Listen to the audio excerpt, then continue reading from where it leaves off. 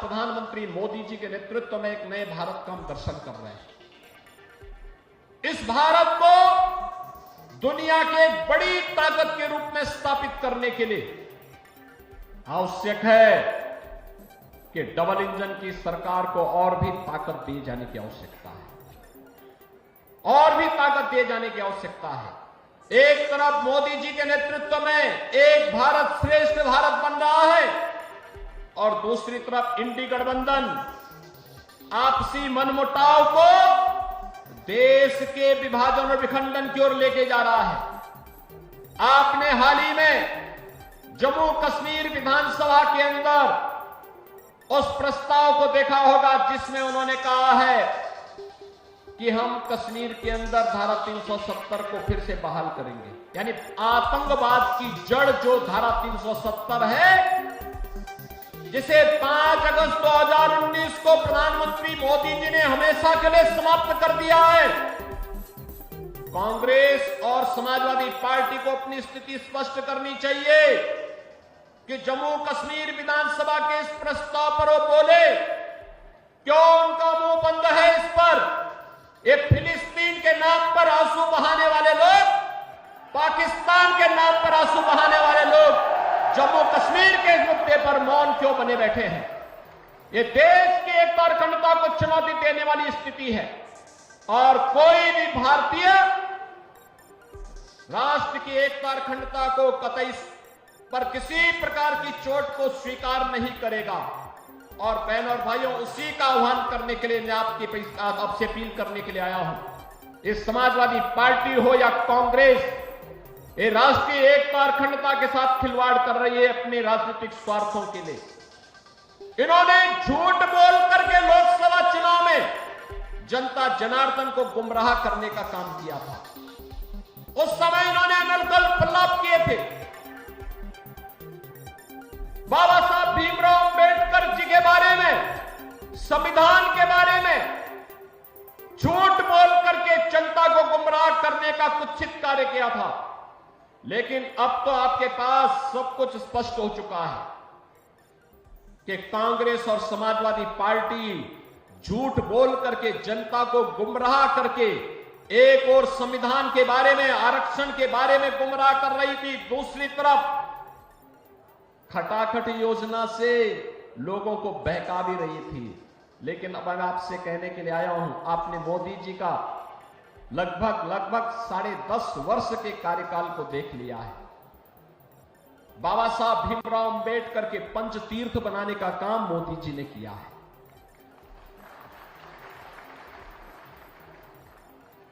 भारत रत्न के रूप में चौधरी चरण सिंह जी का सम्मान करने का काम है मोदी जी के नेतृत्व में हुआ है।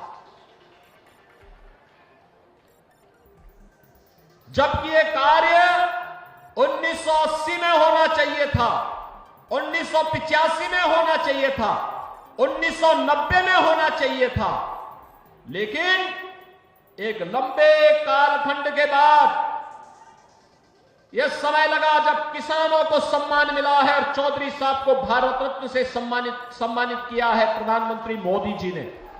अक्सर मैं देखता हूं, मैं एक बार इसी मुजफ्फरनगर की तरफ में आया था। मुझे यहां पर एक कार्यकर्ता उस समय बोल रहा था, मैं यहां भाषण कर रहा था, तब तक पब्लिक के बीच से नारा आ रहा था।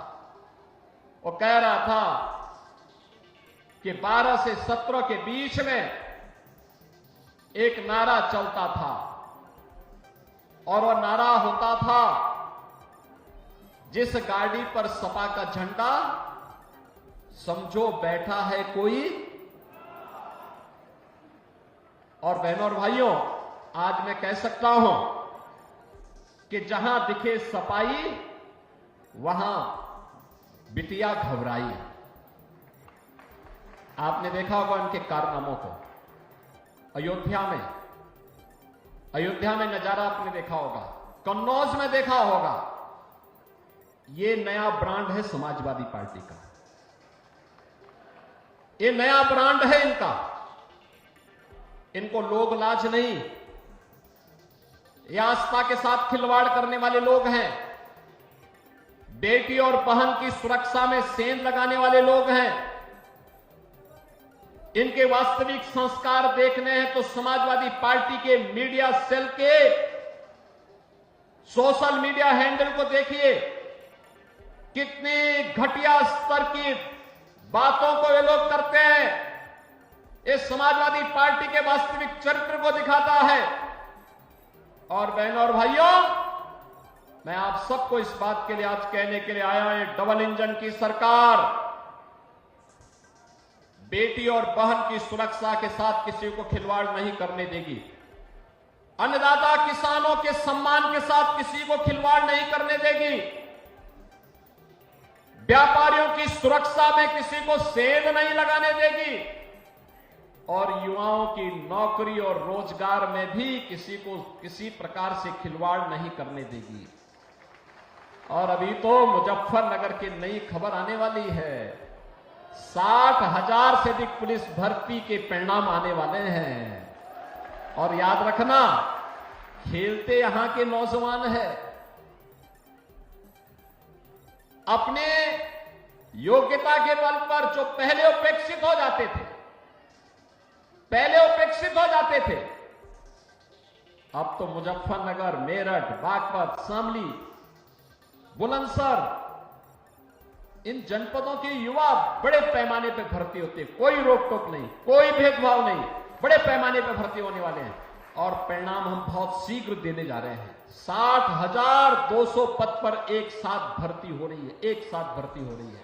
देश के अंदर मैसेज साफ होना चाहिए, संदेश साफ होना चाहिए, स्पष्ट होना चाहिए।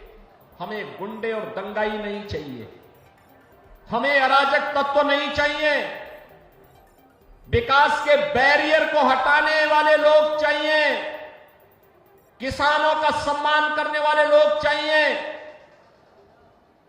व्यापारियों की सुरक्षा देने वाले, बेटी और बहन का सम्मान करने वाले लोग चाहिए। और केवल एनडीए की, भारतीय जनता पार्टी नेतृत्व की, भाजपा और आरएलडी की सरकार ये गारंटी आपको देने के लिए आज आपके बीच में आई है, आपसे कहने के लिए आई है, यह कार्य केवल यही करेंगे। केवल और केवल डबल इंजन की भारतीय जनता पार्टी नेतृत्व की एनडीए सरकार इस कार्य को कर सकती है। क्योंकि हमारे आदर्श चौधरी चरण सिंह जी हैं। हमारे आदर्श धन सिंह कोतवाल जैसे महान क्रांतिकारी हैं। हमारे आदर्श वे महापुरुष हैं जिनका सब कुछ मातृभूमि के लिए समर्पण भाव के साथ बलिदान के लिए समर्पित हुआ है। हमारे आदर्श भारत माता का वह लाल है जो अपने आप को भारत की सीमाओं की सुरक्षा करते करते अपने आप को बलिदान कर रहा है। और बहनों और भाइयों, इसीलिए हम एक ही बात कहते हैं, हर काम देश के नाम होना चाहिए, किसी व्यक्ति के लिए नहीं, जाति मत और मजहब के लिए नहीं। और मोदी जी ने इसीलिए आप सबसे कहा, मोदी जी ने जब कोई योजना चलाई तो योजना का नाम भी लिखा सबका साथ और सबके विकास का। विकास सबका, सुरक्षा सबको, सम्मान सबको, लेकिन तुष्टीकरण किसी का नहीं। और बहनों और भाइयों, उसी भाव के साथ आज मैं आपसे अपील करने के लिए आया हूं। पिछले 7.5 वर्ष के अंदर भारतीय जनता पार्टी और एनडीए की सरकार प्रदेश में है। आपने देखा होगा, बेटी और बहन की सुरक्षा के साथ कोई खिलवाड़ नहीं कर सकता। उसे मालूम है बेटी और बहन की इज्जत के साथ खिलवाड़ करेंगे तो इसके दुष्परिणाम क्या होने जा रहे हैं। उसे मालूम है कि बेटी और बहन की इज्जत के साथ खिलवाड़ करने की कीमत किस रूप में उसे चुकानी पड़ेगी। उसे मालूम है एक व्यापारी की सुरक्षा में सेंध लगाने का दुष्परिणाम क्या होने जा रहा है। उसे मालूम है एक अन्नदाता किसान के बैल को और भैंसे को चुराने की कीमत उसे क्या चुकानी पड़ेगी, उसकी मोटर को चुराने की कीमत उसे क्या चुकानी पड़ेगी। उसे मालूम है कि दंगों की कीमत किस रूप में उसे चुकानी पड़ेगी। अब तो दंगा नहीं हो रहा पश्चिमी उत्तर प्रदेश में, अब तो किराना में पलायन भी नहीं हो रहा है। अब तो यहां व्यापार फल फूल रहा है। अब तो यहां पे 4 लेन, 6 लेन, 12 लेन के एक्सप्रेस हाईवे बन रहे हैं और अब तो रैपिड रेल भी सचपट रूप से मेरठ से दिल्ली की दूरी तय कर ली है। और ईश्वर चाहेंगे, मां गंगा की कृपा होगी तो मुजफ्फरनगर भी बहुत जल्दी इस सुविधा का लाभ प्राप्त करने की दिशा में अग्रसर होगा। अब तो यहां स्पोर्ट्स यूनिवर्सिटी बन रही है। सहारनपुर में भी एक विश्वविद्यालय मां शाकंभरी के नाम पे बन गया है। और अन्नदाता किसानों को, बहनों और भाइयों, अन्नदाता किसान 1995 से 2017 तक 22 वर्ष में जितना गन्ना मूल्य का भुगतान हुआ उससे कई ज्यादा हमने 7 वर्ष में 2,53,000 करोड़ रुपए का गन्ना मूल्य का भुगतान अपने अन्नदाता किसानों के खाते में करवाने का काम किया है। बहनों और भाइयों, आज अन्नदाता किसान सम्मान निधि का लाभ प्राप्त कर रहा है। आज अन्नदाता किसान को हम लोगों ने निजी ट्यूबवेल वाले जितने भी किसान थे उनसे कह दिया है, मार्च 23 के बाद का एक भी पैसा उन्हें भुगतान नहीं करना है। सरकार उसका भुगतान कर रही है। बहनों और भाइयों, आज सरकार ने युवाओं के लिए तमाम प्रकार के कार्यक्रम आगे बढ़ाए हैं। उन्हें स्मार्टफोन और टैबलेट दे करके उन्हें डिजिटली सक्षम बनाने की दिशा में सरकार के कदम आगे बढ़े हैं। बेटी के लिए मुख्यमंत्री कन्या सुमंगला योजना और मुख्यमंत्री सामूहिक विवाह की योजना भी है। तो चीनी मिलों के पुनरुद्धार के कार्यक्रम को भी आगे बढ़ाने के लिए हम लोगों ने शुरुआत की थी। मेरा सौभाग्य है कि किसानों के मसीहा भारत रत्न चौधरी चरण सिंह जी की पावन कर्मभूमि छपरौली की चीनी मिल से हम लोगों ने शुरुआत की थी और मोराना की चीनी मिल होते हुए ये आगे सिलसिला लगातार आगे बढ़ता रहेगा।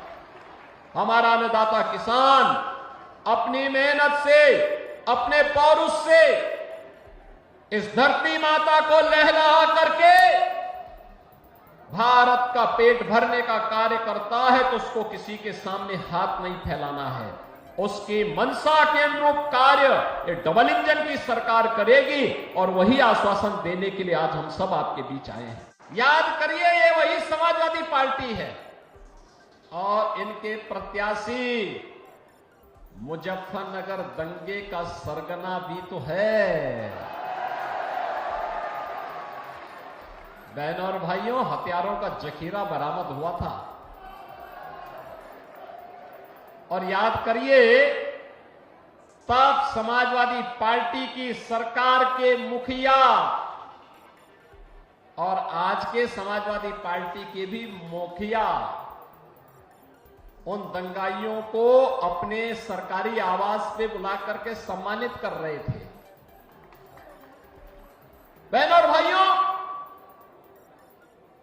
आपने देखा होगा